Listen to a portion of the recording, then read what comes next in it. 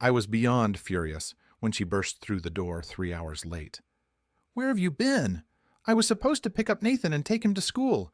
Owen's freaking out, and I have to go to work." She only shrugged. "Anthony asked us to work for a couple hours. Paid cash, so he doesn't have to pay taxes. It makes up for the time you missed. Bob said you were the best of the bunch. He can handle it." Have the phone stopped working? You could have at least given me a heads up." "Sorry, I wasn't thinking. I need to go to bed and you need to go to work.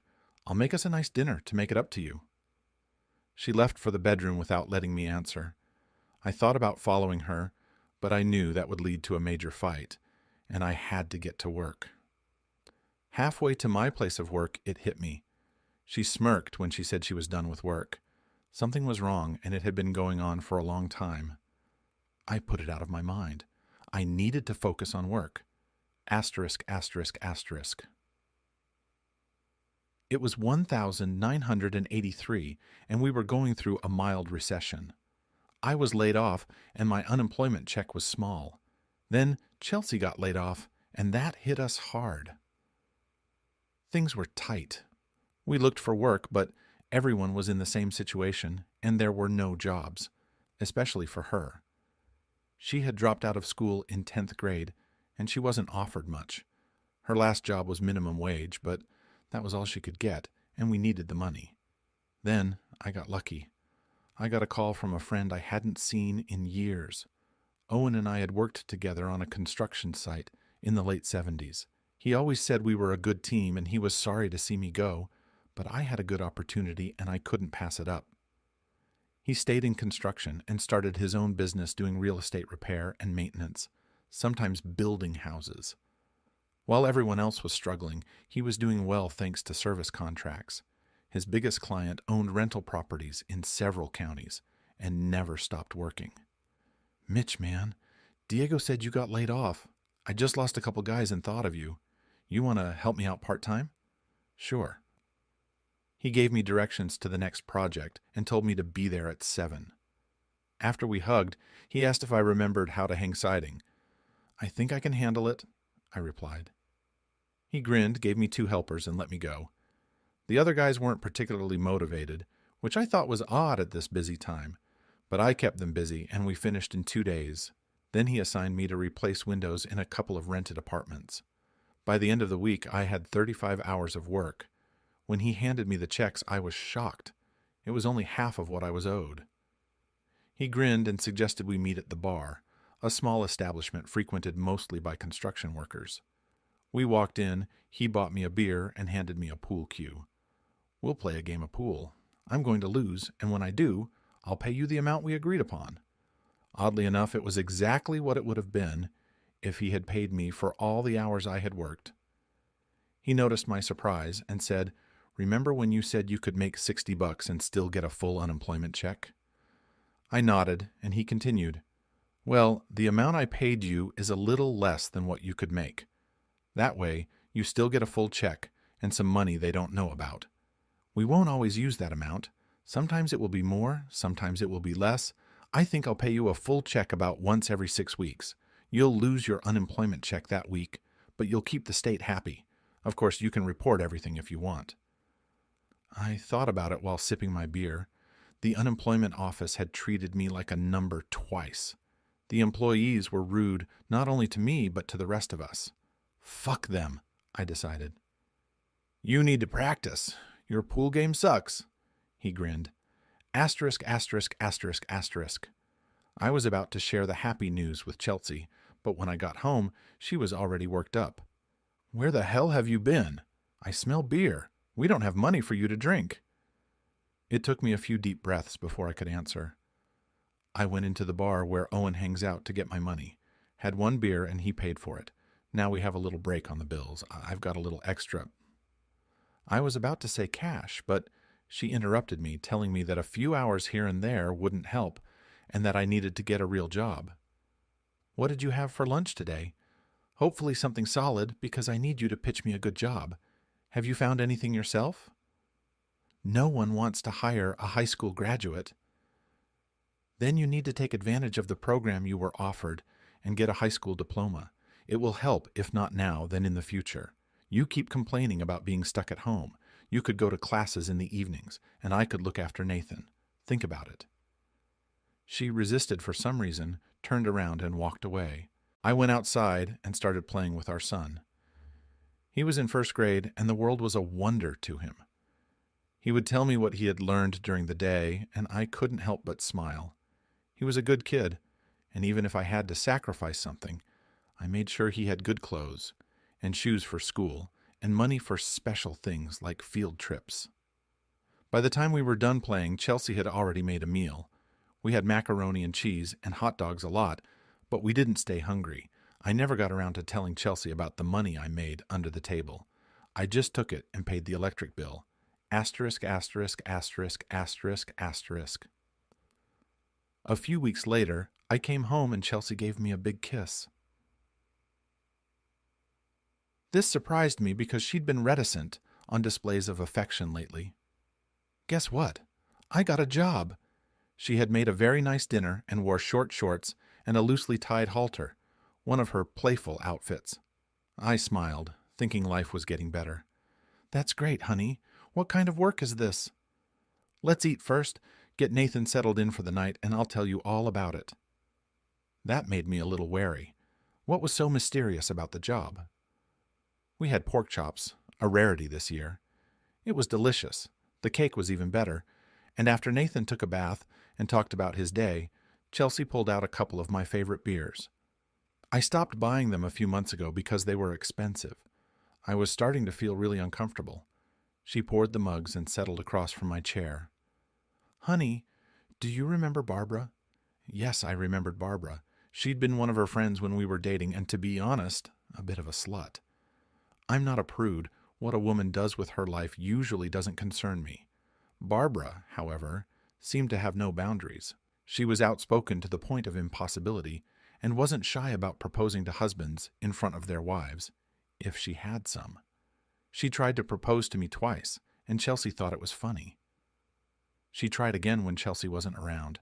I pretended to be interested and let her take us somewhere quiet. She leaned in to kiss me, but then my hand closed around her neck, and she pressed herself against the wall. "Listen carefully, sheep. You press up against me one more time, and I will shatter your world.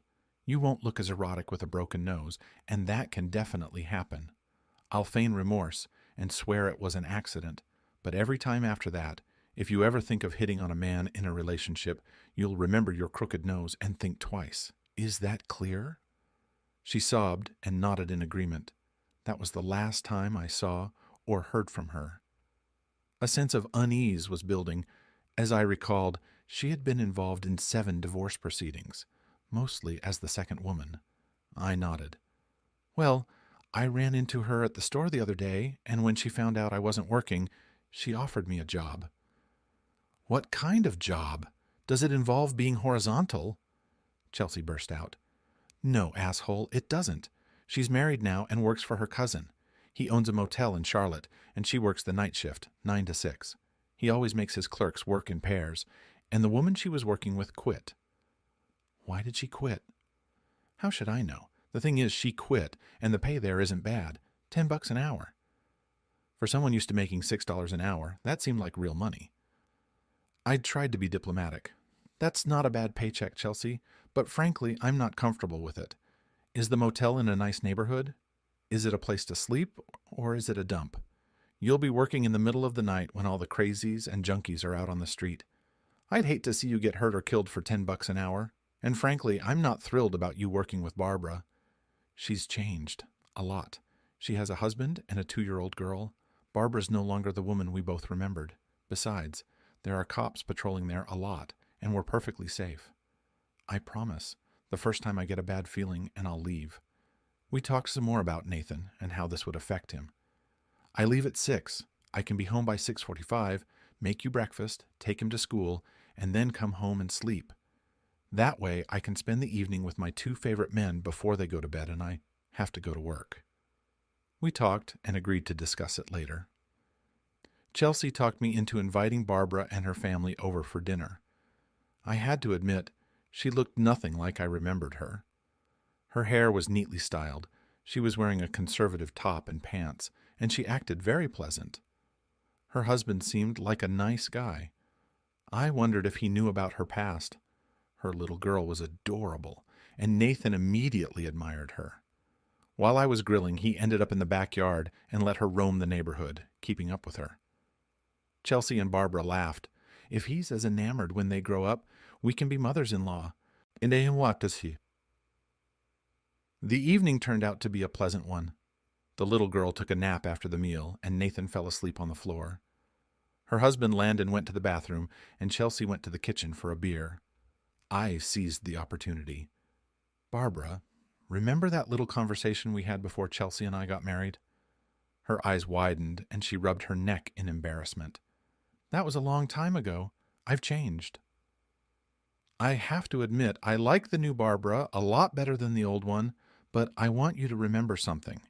If anything happens to Chelsea, anything bad, and I think you had something to do with it, I'll honor my promise. Remember that. Landon returned, and Chelsea came out with the beer. They hung around for about another hour before they left. Their taillights were no sooner out of sight than Chelsea started asking questions. Have you seen how much she's changed? Hard to believe. I never thought she'd be married and with a baby. I always thought if she got pregnant back then, half the men in the neighborhood would be sweating. She punched me in the ribs. That's mean. Maybe, but still pretty accurate. Okay, clean yourself up and go to bed. I thought about everything the next morning as I mowed the grass. Barbara, despite all her past flaws, was an attractive woman. A blonde-haired, blue-eyed pixie, 5'3", with a lovely body. I smiled when I saw her and Chelsea together. Chelsea was 5'9", quite tall for a woman, with black hair. She was slim except for her breasts. Men flocked to her like flies to honey, but Chelsea blew most of them away. In the end, I didn't argue when she got the job, but I still made her make a bunch of promises and worried about her. I was awake when she got home after her first day of work. How did it go? Boring as hell. Late at night, there's not much going on at the motel. Everyone's asleep except for a few party people who come in after the bars close, but they don't usually make a lot of noise. Easy money, honey. When she got her first check, she was over the moon. We decided that the first few months of her income would go to pay bills, and then we'd start saving for a house. I worked with Owen more and more and found that I enjoyed it more than I remembered. Owen begged me to go full-time if I didn't find anything by the time my unemployment benefits ran out. We were still gaming the system. We got part of our paycheck through reports, and the rest under the table. I started putting half of the money away in a savings account, planning to use it for Chelsea and Nathan's vacation trip. It would be our first vacation in 4 years, and Nathan had never seen the ocean, so I wanted to take him to the beach. Asterisk, asterisk, asterisk, asterisk, asterisk. For about 4 months, things were going well. One day, Chelsea told me that the maid on the third shift had quit, and she and Barbara were going to make some extra money cleaning empty rooms. One would work the desk, the other would clean, and they would alternate days. Does that mean you'll be sitting at the table by yourself? Honey, no one, and I mean no one, comes to the counter after midnight. Besides, we have walkie-talkies that we carry with us, so if someone comes to the front desk that we don't like, we'll call each other. It'll be fine. The extra money came in handy. One day, Chelsea came in looking tired. I asked, and she shrugged. Rough night. The guys from the convention came over, and they left the rooms a mess. I was up all night cleaning toilets and carpets. Could you make Nathan breakfast today? I knew what a bad day was like, so I helped Nathan get ready for school while she showered and went to bed. She was depressed for a few days, but then she perked up. As the weeks went by, she seemed to change. At first, it was little things. She stopped talking about her job, only saying it was the same old, same old. She also started dressing better. I complimented her, and she seemed happy. I felt guilty spending money, but I needed new clothes. I took some of the extra money I make and updated my closet. There was that smirk again, the one I'd seen lately, like she knew some joke I didn't. It was starting to bother me. Then the changes started in the bedroom. We usually made love 3 times a week if our schedules allowed. Mostly it was on weekends, but she got into the habit of pouncing on me right after Nathan went to bed, 2 or 3 times a week, especially on Thursdays. She was a little more aggressive than before. Eventually, I asked her about this change. She looked stunned, and it took her a minute to answer. I never told you this, but you can see a lot of things at the motel. There are some couples who come every 2 weeks or so and like to leave the doors open or venture into the pool. And it's not always the same man every week. I think they're swingers. Some of the things Hillary and I see are pretty wild. It's like watching live porn, and I can't help but get horny. So I get really horny sometimes. I had to think for a minute. Isn't that dangerous for a motel? What about cops and annoyed spouses and the like, and you want to try it? It's deep into the night and no one's around. If we see any regulars, Barbara alerts them and they bring it inside and close the doors. They tip well, dear, usually 20 in each room. They are responsible for most of my new closet. And yes, I think I'd like to try it at least once to see what it's like. Then the sass started, minimizing our family time. I asked her what was wrong. I'm just tired of fighting. It seems like every dime we make takes something away. Wouldn't it be nice to do what we like? When we want to? Like we used to when we didn't have so many bills and a baby? Everybody has fantasies. Yes, I'd love to. But the reality is we have bills and a baby. Do you want to drop everything? Drop Nathan off somewhere and run away? I don't think so. It gets better, honey. Our bills are paid, and we're even saving a little money. I'm thinking about going full-time with Owen. He'll give me a raise and more hours if I accept. It hit me when she brushed the idea aside. You think that's going to make a difference? You need a job where there's insurance. We're all healthy now, but one accident would bankrupt us for years. I sighed. It's just the way it is, Chelsea. Unless we find a new profession that pays a lot better, we're going to have to work with what we have. There's that little smirk again. Asterisk, asterisk, asterisk, asterisk. One day I needed a pen. Nathan, as an aspiring artist, didn't like to leave them in his room, and his artwork covered our entire refrigerator. He was asleep, and I didn't want to wake him up, so I decided to grab one pen from Chelsea's purse. I usually avoided going into her purse because she stuffed it full of junk, which annoyed me. I picked up a pen and noticed how heavy the purse was. Usually the pens were on top. I opened the purse and froze. It was full of money. A lot of money. I pulled it out and counted it. $2,300. A respectable amount. When I heard Chelsea wake up, I quickly shoved the money back in and put the purse on the floor next to the couch. I sat there pondering while she chattered away. There was no way that money was legitimate. My first thought was drugs. I decided to say nothing and follow her to work on Friday night. Honey, Nathan will be with your parents on Friday. Owen and I are going fishing. He found a spot on the lake, and he swears every catfish he caught there weighed over 10 pounds. She smiled. Good. Have a good time, and I'm expecting salt and pepper catfish for dinner on Sunday. Catch me a big fish. She wanted to play and seemed disappointed when I waved her off. I pulled something at work today. I think I need an ice pack or a back warmer. Chelsea was immediately concerned and brought me pain pills, an ice pack, and plugged in a heating pad next to my chair. She kissed me as she left. Get some rest, sweetie. Don't go to work tomorrow. We can afford a day off. I'll check on you when I get home. She called me later, which she rarely did, to check on me to see how I was feeling. I told her I was feeling much better and wasn't going to do anything but painting tomorrow, so I'd be fine at work.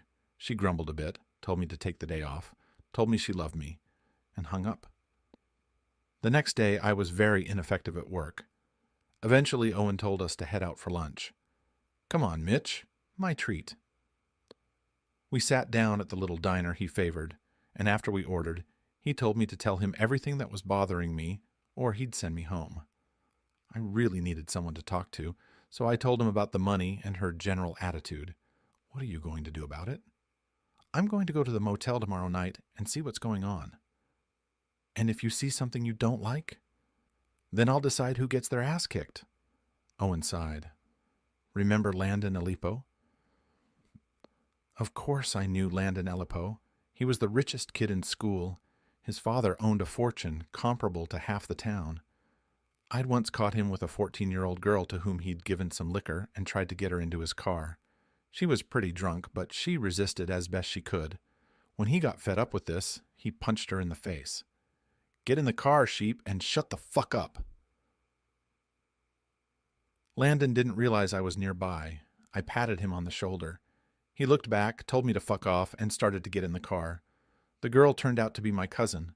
I beat him half to death, knocked out his teeth, left 2 bruises under his eyes, and dislocated his left arm. I was about to kick him in the balls when they pulled me away.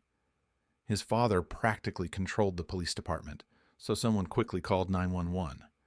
I was lucky a state trooper was nearby and got to the scene in time.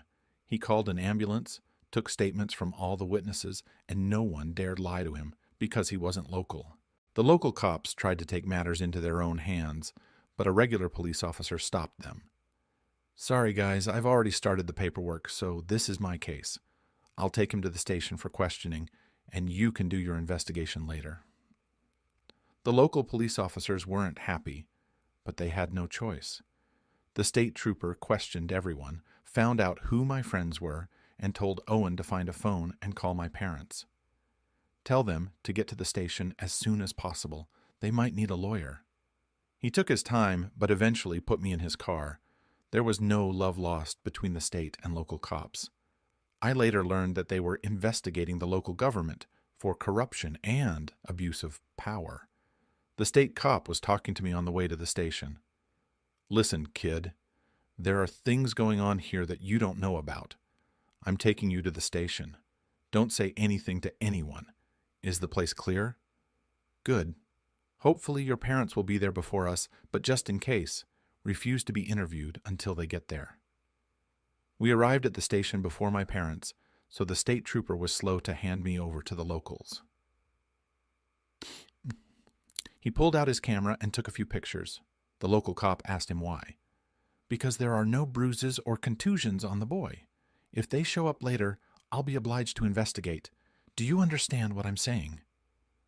The local policeman didn't like this, but he couldn't say anything. Soon my parents and Uncle Patrick walked in.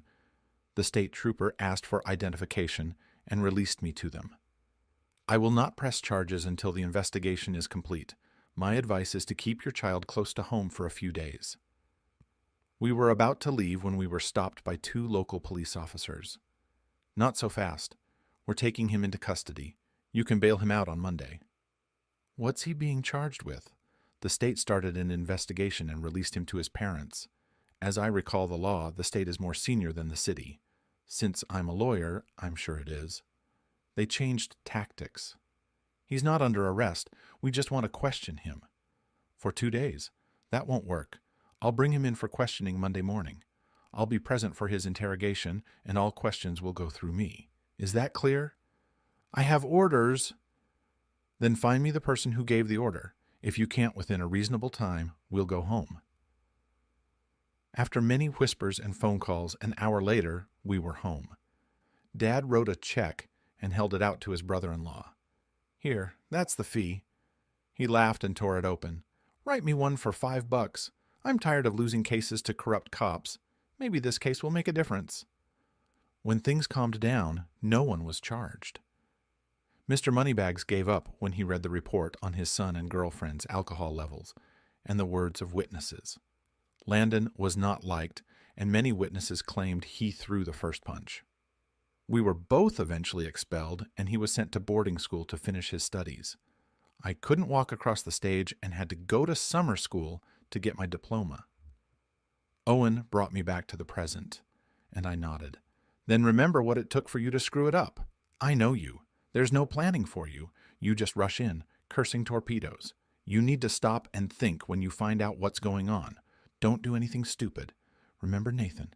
You need to make sure nothing happens to him, and he was right, damn it. You're right, but I have to do something.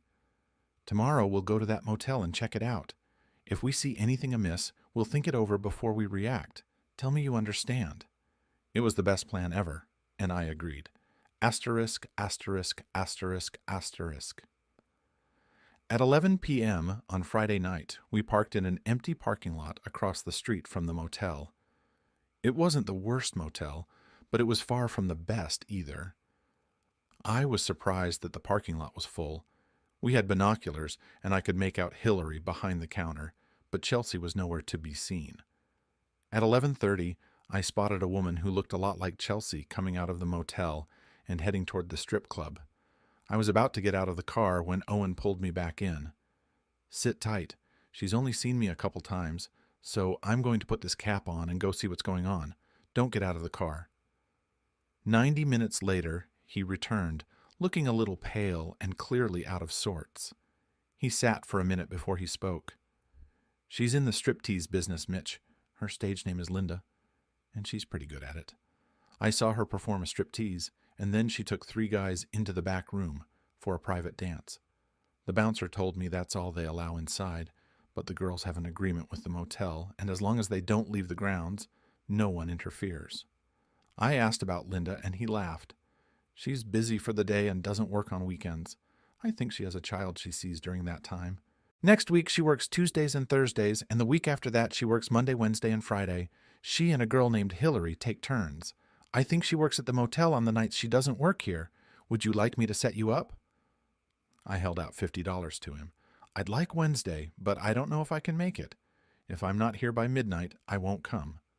"She's pretty expensive, man. $25 for the interview, $50 for full service, and $1 for any extras you might want." I think he said that because he thought I was a cop. I handed him another $50. "Here, if I don't show up on time, this will be free money for her." As we talked, Chelsea walked out of the club with a man under her arm and headed straight for the motel, waving to Barbara as she passed. By 3 o'clock, she'd managed to make 2 more trips. I stiffened as Owen started his truck. "We've seen enough. You need to calm down and think about what you want to do. Let's go fishing." "What?" "We're supposed to go fishing, remember? Besides, what could be better than making plans on a deserted lake in the middle of the night?" We went fishing and even caught a few fish, but mostly we talked. "What are you going to do?" asked Owen. "Divorce her. I don't see any other way out.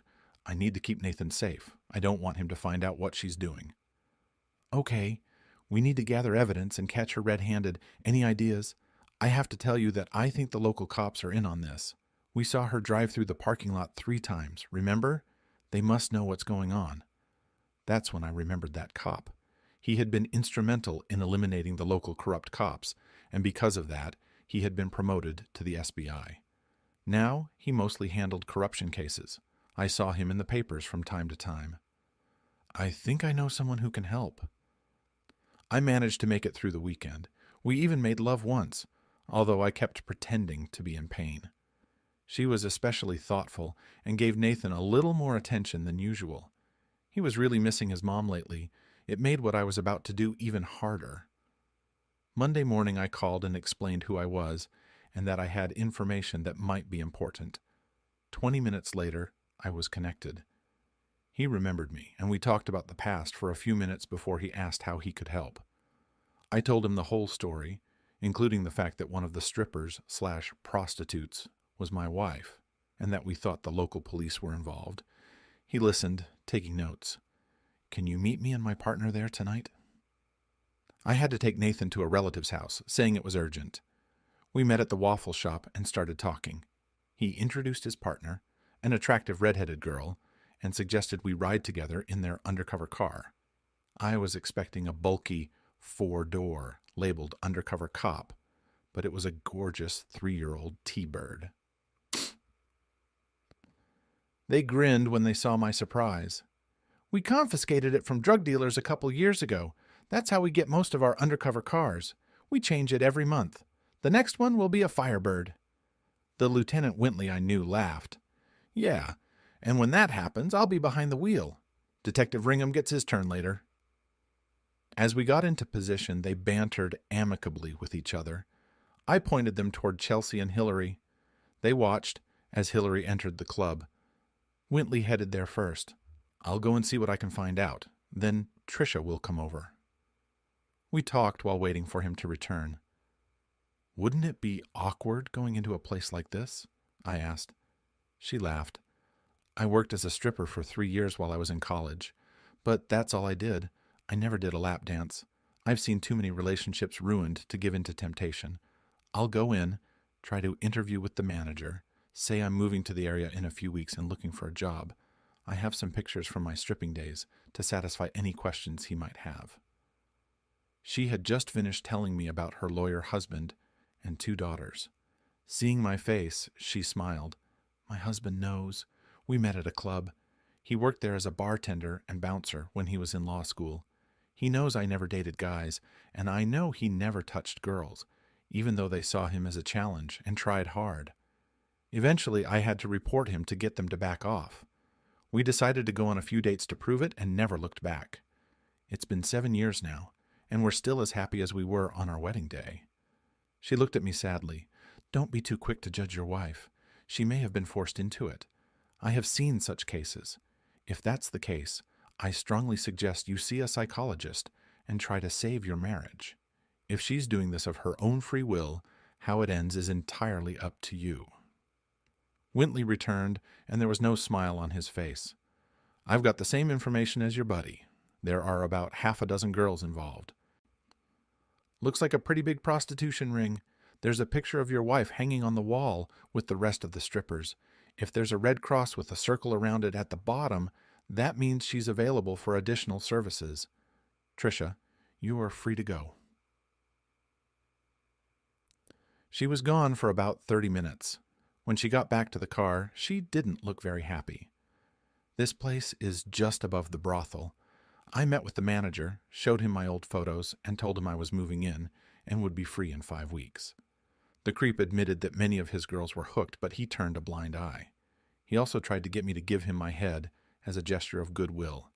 I just grinned and said, "We'll look into it as soon as I get a job. Right now I really need a shower." They drove me back to the diner. That's the end of your involvement. I'm sorry, kid. It was obvious you loved her. So, what happens now? We're going to put together a small team. It'll be about a month before we get into action. Keep an eye out for it in the papers. The strip club, the local cops, and the motel will go down. We'll close the strip club for solicitation, the motel for running a brothel, and the cops will lose their jobs and be prosecuted. All the women involved will be charged with prostitution, and it will become public knowledge.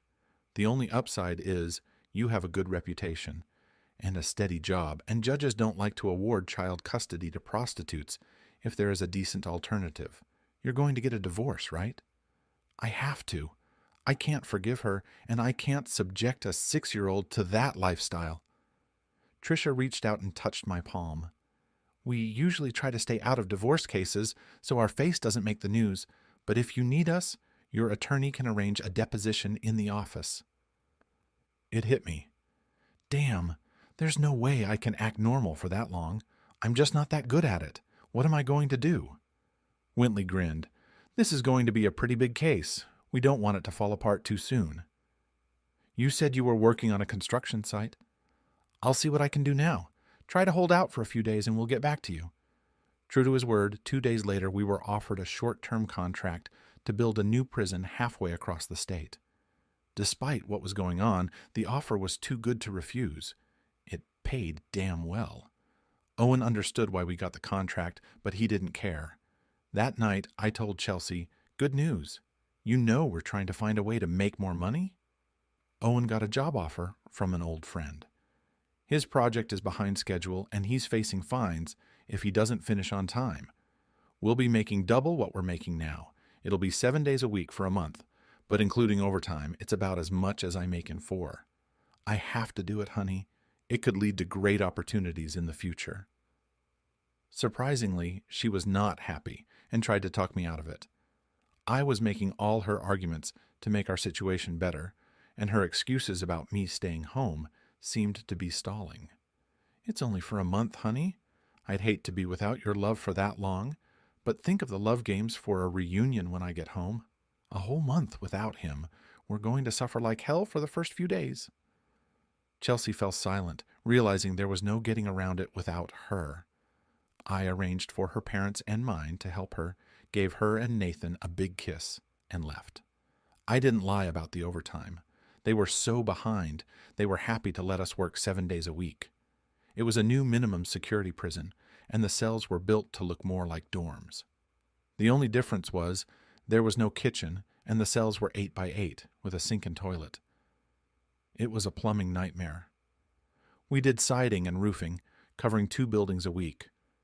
When we arrived, there were only 6 left to do, so by the last week we were looking for something to do. Owen led the masonry crew and I helped with the plumbers. Crawling under those buildings was annoying, but the plumbing contractor was paying me extra to lead the crew. After 4.5 weeks, all that was left was to put a fence around the property. It didn't look like a prison without the fence, and the general contractor told me it was done on purpose so that the inmates were less likely to try to escape. I asked him if it worked. According to reports, escape attempts in places like this have dropped 44%. There are still plenty of dumbasses, so we have to put up a fence and keep guards, but the state is pleased with the results. I called home from the payphone twice a week, and we usually talked for about 30 minutes. Nathan would tell me about everything that had happened to him since we had last talked and asked when I was coming home. Chelsea talked about everyday things and also asked when I would be back. I told her that next week was my last week, and I would be coming home next Tuesday. Every now and then I would ask about her work, but she would wave it off. The last time we talked, she surprised me. "I'm thinking of quitting, honey. I'm tired of not being able to sleep next to you every night. Plus, I can feel us drifting apart. I don't want that, honey. I still love you." That was new. I called Wintley. "I'm glad you called. I was just about to call you. Watch the news Friday night. It'll happen then." I was silent for a minute, and he noticed it. "Changed your mind?" "Yes. I've loved her for a long time, you know. It's going to be hard on our baby." "Yes, but if we want to guarantee custody, this is the only way to do it. We're not charging her. She has no criminal record. If she finds a favorable judge, you'll be a part-time father. You really don't want her to get custody. I'll tell you about it later, but things have changed." Friday night I called to hear her voice one last time. "I've been thinking. Maybe you should stay home tonight. I'll come home, we'll grab Nathan, and we'll be at the beach in 3 hours. Think how happy he'll be. Think how happy we'll be." There was a moment of silence before she spoke. "It's too late to fill in for anyone, and I don't want Hillary there alone. I'll come home Saturday and take a nap while you get everything set up. We can leave by 1 o'clock and be at the beach by 5 o'clock. Let's try to spend a week there, darling. It'll do us good." I sighed. I tried. "Okay, I'll see you tomorrow." "I'm looking forward to it. We have some catching up to do. I have to go now. I love you." "I loved you too." I wondered if she realized what I'd said. Asterisk, asterisk, asterisk, asterisk. That night, Owen and I watched the evening news at 11 o'clock. We were in a different market, but this news item made it to the general section. Tonight, the SBI Prostitution Task Force conducted a major raid at the Dreamland Motel in Charlotte, North Carolina, exposing a massive prostitution ring. The operation arrested 14 people, including the motel owner and 2 night managers. The owner was charged with providing a place for prostitution, and the managers were, apparently, part of the network. The manager of Fantastic Ladies, an erotic entertainment lounge next to the motel, was also arrested, although his charges have not yet been disclosed. Unconfirmed rumors have surfaced that he may have been involved in human trafficking. As the reporter spoke, people could be seen being led out of the motel to the police van. The first to walk was Hillary, dressed in what appeared to be just a t-shirt. Right behind her was Chelsea, wearing a very short skirt and a top that exposed most of her breasts. I think Wintley may have had something to do with this, because the camera zoomed in on Chelsea, showing a close-up of her face. She was crying.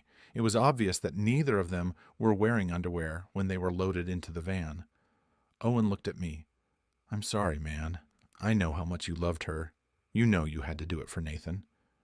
"You know, when everyone tells you you did the right thing, and you know you did the right thing, why does it make you feel like you did the shitty thing?"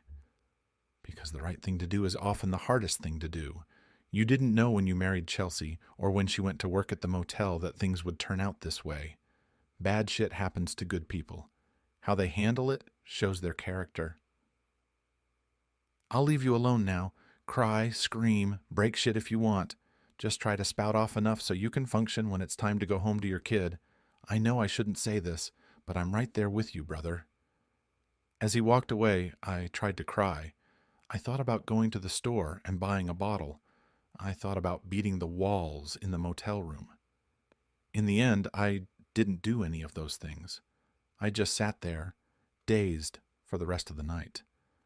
Owen found me and, without a word, turned on the shower and practically pushed me inside. The hot water hit me and I cried, bitter tears of betrayal and loss. When I got out, I felt much better. Let's go. You drive. I slept most of the way home. Asterisk, asterisk, asterisk, asterisk, asterisk. Bail was set at $2,000 each. She had the money in a secret account, but she couldn't access it, and there was no way in hell I was going to pay it. The longer she stayed in jail, the more certain it was that I would get custody of Nathan. The boy didn't understand. I tried to explain it to him as best I could. Son, your mother got involved with some bad people and did some bad things. Now she doesn't want to live with us, so we're on our own. She still loves you, but she just can't be with us right now. So she's coming home later? I don't know, son. We'll see. I did my best, trying to reassure him that Mom wouldn't be living with us anymore. I was glad it was the beginning of summer. I know how cruel kids can be, and I hoped that by the time school started again, this whole story would be out of everyone's head. Both grandparents helped look after Nathan while I worked. We usually had dinner with whoever he was staying with. Communicating with Chelsea's parents was extremely awkward at first. They apologized for their daughter's behavior, but I answered them coldly. She made her choice, and it forced me to make mine. Realize that your daughter and I have no future together, and this is her decision. Nathan loves you, and I will never stop you from seeing him. If you become uncomfortable around me, or if you find it difficult to cope with Nathan, let me know. Her father looked sad, and her mom hugged me and cried. After she calmed down, she said she would expect Nathan in the morning and me in the afternoon. They were planning meatloaf tomorrow. I hugged her again and shook my dad's hand, thinking about how they were dealing with the shame brought on by Chelsea. It's a small town, after all, and I hoped there weren't too many gloating people in it. It took Chelsea 10 days to get out of jail. By this time, all of her belongings were boxed up and sitting in her parents' garage. Along with the divorce papers, I sent her a letter telling her to stay away from me, and mentioned that in the future I would like to know why she did what she did. When she was finally free, she went straight to her parents' house.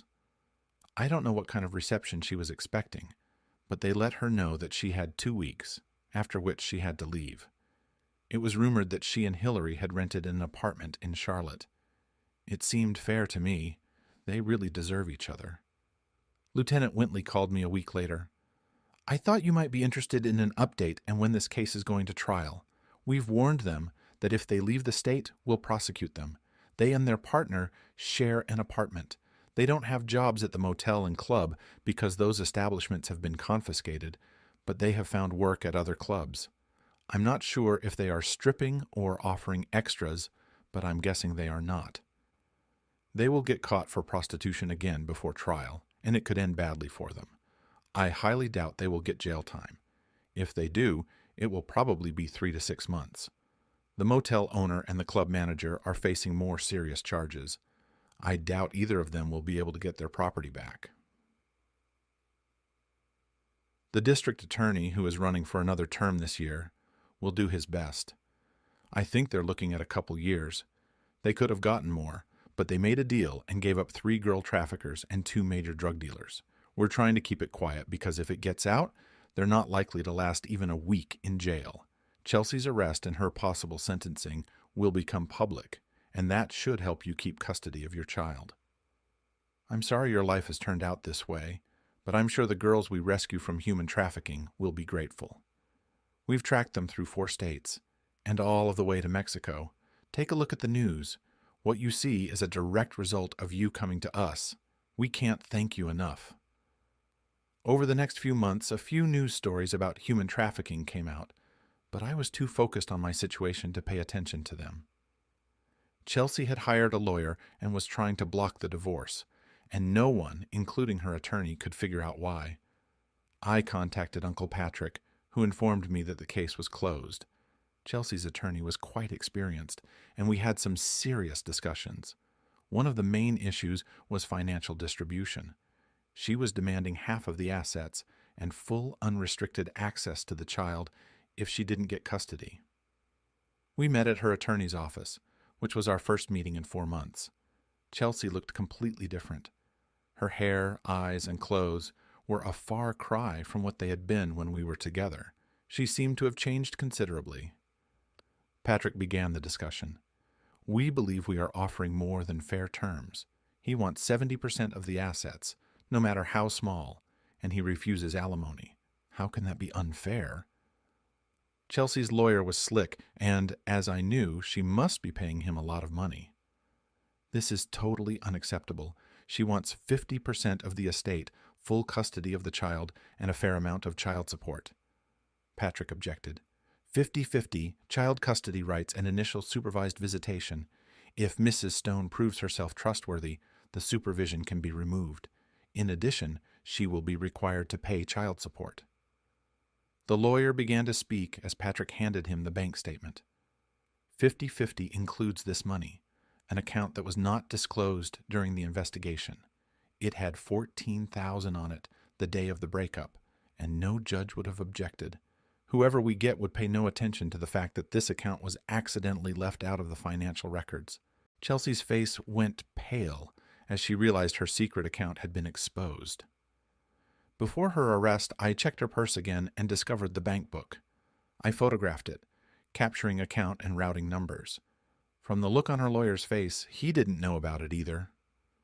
The lawyer suggested we postpone the meeting. For the first time, I spoke up. No. Either you agree or you don't, Chelsea. If you fight, I'll reveal a lot of dirty secrets you don't think I know about. By the time I unravel all of this, any sane judge will give me a restraining order that will keep you from seeing your son. If you really love him, sign the papers. If money is more important to you, I'll send you his prom pictures. That will be the next time you see him. I walked out, surprising Uncle Jake. He talked for a few minutes before walking out. You have to let me know when you're going to do things like this. Is she going to sign? Yes, her lawyer is already working on it. He realizes she has no choice but to sign the agreement. Now tell me about her dirty secrets. Laughing, I told him I'd made it all up on the fly. He grinned. Judging by her reaction, she definitely has some secrets she doesn't want anyone to know. I think she'll sign. Everyone, especially her old friends, thought I was being an underdog. But I didn't care. Let them try to fight for their child's well-being and see how lenient they would be. I did offer Chelsea a small concession. I let her visit Nathan for 3 hours under my parents' supervision. The divorce took place before the criminal trial began, but I was present in the courtroom when the case started. Chelsea and Hillary laid out the sad story of how Anthony had given them cocaine and forced them to undress in their weakened state. It turned out that the motel had been used for a host of illegal activities. The swingers were caught up in the scandal, and it was revealed that most of them were married, but not to each other. The revelation resulted in 3 divorces, including Hillary's divorce from her husband, who used Uncle Jake to gain custody of their daughter. The court also found that Anthony regularly made love to both of them in exchange for the use of a motel. I wonder how close a cousin he was to Hillary. In addition, they had to get customers to pay $15 per room and usually served 4 customers a night, which brought him twice as much as the room rate. The judge sympathized that they had been sucked into this lifestyle, but noted that both had turned up clean after a drug test. Apparently, once they got started, they didn't need the drugs anymore. They ended up receiving a sentence of 3 months in the county jail. Both cried when they were brought out. I got $2,000 in cash and $50 a week in child support. Chelsea was allowed to see Nathan twice a week under the supervision of Children's Services, and after 2 months, she was allowed to visit her parents' home unsupervised. Nathan gradually drifted away from Chelsea, and one day she sent a note to her parents notifying them of her new job. She took a job with a national chain of clubs, planning to tour the East Coast, performing at one club for 6 weeks before moving on to the next. This was done to provide novelty for clients, she said. Chelsea waived her dating rights, but begged for the opportunity to see Nathan when she was around. The following year, she moved west and finally settled in Las Vegas, where her activities were legal. Nathan continued to receive expensive gifts for birthdays and Christmas, as well as letters as he grew older. Over time, Nathan adapted well to life in a single-parent household, especially with the support of 2 grandparents' families who were actively involved in his life. At the age of 12, I remarried to a woman 5 years younger than me who brought her 7-year-old daughter with her. We sold both houses and purchased a larger home to accommodate the entire family. Initially, Nathan showed some reticence, but over time his attitude towards his new family changed, especially because of the attention from Dana, my new wife. After a year, he surprised Monica by calling her mom, which caused her to cry, which she tried to hide. I also used some of my earnings to defeat the alienation of affection lawsuits against Anthony and the club manager. Subsequently, I acquired an interest in Owen's business. B&M Construction expanded significantly, becoming a medium-sized business with a good reputation. We were actively doing work for the state through a contractor we had been working with during the period I was hiding from Chelsea. Asterisk, asterisk, asterisk. When Nathan turned 24, he came to me with an important question. Dad, I met a girl who I think might be the one. I would like her to meet you and Mom. She'd like her parents to come too, if that's okay with you. She seems a little shy about meeting you alone. This struck me as odd, but we agreed to invite them over for a grilled steak dinner. At the time, Dana, our 17-year-old daughter, was already actively preparing to leave for college. We informed her that she should put her plans on hold that evening and be on her best behavior. Nathan arrived an hour before the appointed time with a girl. She was pretty, a little over 5 feet tall, with a dimple on her cheek and long blonde hair. Monica noticed her, grinned, and seemed to approve when she offered to help with the side dishes. I laughed and offered Nathan a beer. She'll know more about her by the end of dinner than you will in a lifetime, I said. Pamela is a wonderful girl, Dad. She lost her first mother when she was just a little girl, and her stepmother is all she knows about family life. But this woman takes care of her like a real mama bear. For months, I was afraid to even hold her hand in front of her stepmother. At that time, Pamela's parents walked in. Her father shook my hand and grinned. You don't remember me, do you? I had to admit I didn't. He laughed. Don't worry about it. I visited you before, about 18 years ago. Nathan was 6 and Dana was 2. Even then, it was obvious he liked her. I'm Landon, Barbara's ex-husband. I shook his hand. So that means... Yes, Dana is Hillary's daughter. Let me assure you that she is nothing like her mother. She's a good girl. If anything goes wrong, don't worry. Cynthia will sort it out. Cynthia, according to Landon, was a true Amazon, 6 feet tall and weighing in at 200 pounds. Although she was stout, I doubted she was fat. She smiled to soften her threat, but still left it clear that her words were not without seriousness. I own a dojo and hold a black belt in 3 different styles. Cynthia has 2.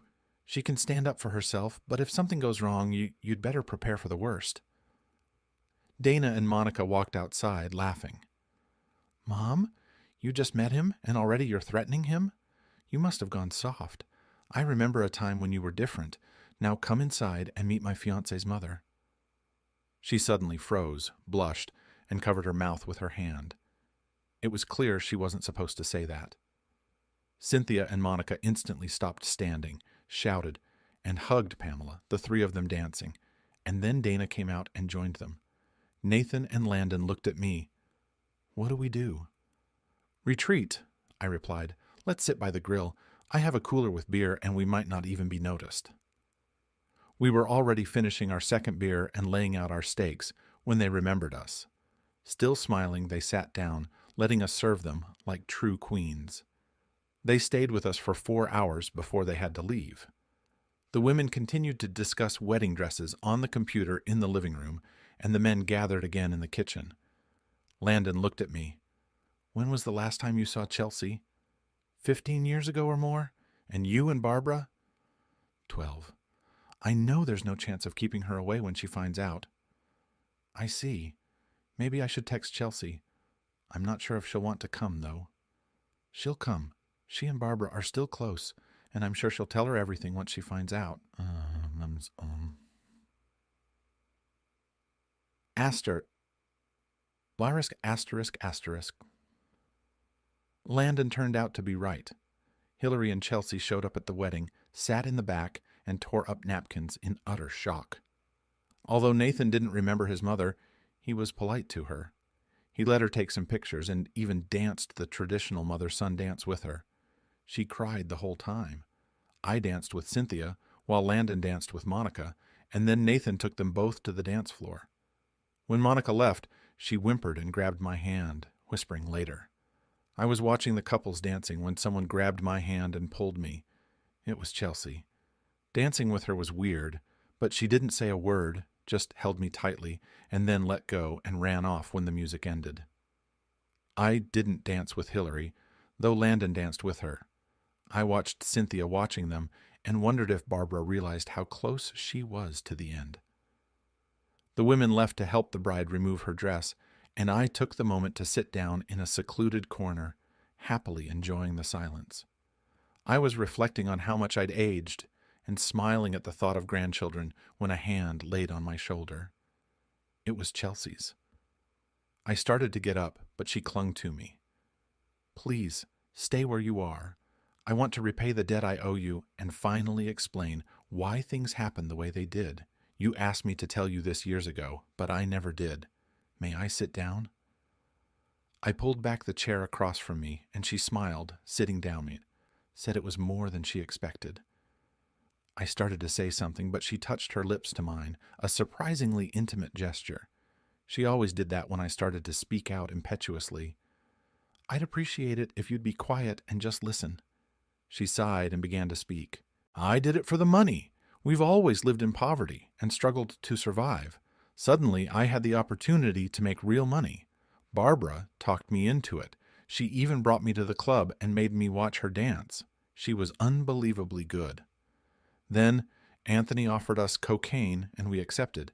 You weren't around much in those days, but I was a big party girl, and cocaine was familiar to me. What he gave us was almost pure, and I didn't immediately lose touch with reality. I came to my senses in bed with Anthony. And with Barbara. He was making love to both of us. I screamed and ran out of the room. Barbara took me to an empty room, calmed me down, and helped me shower. She had syringes, and we used them. I remember her saying, "It's clean now. Mitch will never know." I thought you were going to yell right away, Podescucha. But you didn't, and I started to relax. A few days later, Anthony suggested we have more. I agreed after he promised not to touch me. I woke up at 4 a.m. in bed with 2 guys I'd never seen before. I quit cocaine and never used it again. Anthony laughed and said my share was $100. I never took the money. Anthony disappeared for a while, and Barbara and I stayed on the property. She taught me some striptease moves, and I was always a good dancer. When the washing machine broke, Barbara said I could make enough money overnight to buy a new one. I hated going to the laundromat and decided to give it a try. I thought I would be embarrassed and feel terrible, but instead I experienced a rush of energy, especially when people started throwing money at the stage. Barbara collected them for me, and I made $180. That was a lot of money in those days. Hillary said then that real money could be made by mingling with the crowd, and she talked me into wearing a thong and working the audience. Barbara and I agreed on a schedule. I'd take Monday, Wednesday, and Friday of one week. She'd take Tuesday and Thursday, and the next week we'd switch. During that time, I didn't sleep with anyone but Anthony, and he saw me twice a week. She sighed and took a sip before continuing. When my car broke down, I needed $800 immediately. Between the tip for the dance and that money, I was able to get it fixed quickly. Everything went smoothly after that. Anthony called me into his office and told me that from now on, there was a $15 charge for the use of the Jones room. I didn't want that deducted from my income, so I made them pay it themselves. Everything was going well until we were arrested. We never found out how they knew about us. She paused, overcome with emotion, but grabbed my arm as I tried to stand up. I have to admit that while I was full of stupid ideas, I convinced myself that I was doing this for us, so we could have a better life. I even set a goal of making $60,000 so I could quit my job, get a small job, and say I was making more than I really was, and then put the money back into our accounts. When we got caught, that didn't happen. Chelsea stood up. That was it. I was victimized by greed and stupidity, and it cost me everything. It took me years to come to terms with it, but I'm moving on with my life. I'm a successful businessman now. She handed me a business card. Give this to Nathan. Tell him I thank him for the invitation, but he has enough family already. Have him send me pictures if he has children. She stopped at the door. Oh, and tell him never to go in there, and you too. If there's anything I can do for him by phone or email, I'll do it. The same goes for you. Goodbye, Mitch. I doubt we'll ever see each other again, so live well. Take care of your wife and daughter and protect them as best you can. Chelsea grinned as she walked through the door. Yes, I named my business after you. Consider it my fee. Then she disappeared. I looked at the business card. Mitch, Gentlemen's Club Upper Class. Her number was written on the back. When Monica found me, I was still standing there. Come on, she said, pulling me by the arm. It's time to go home and recover. I grinned as Dana walked over to us. Don't get too relaxed. We'll have to do it all again in a few years, and it'll be harder next time. We'll get through it.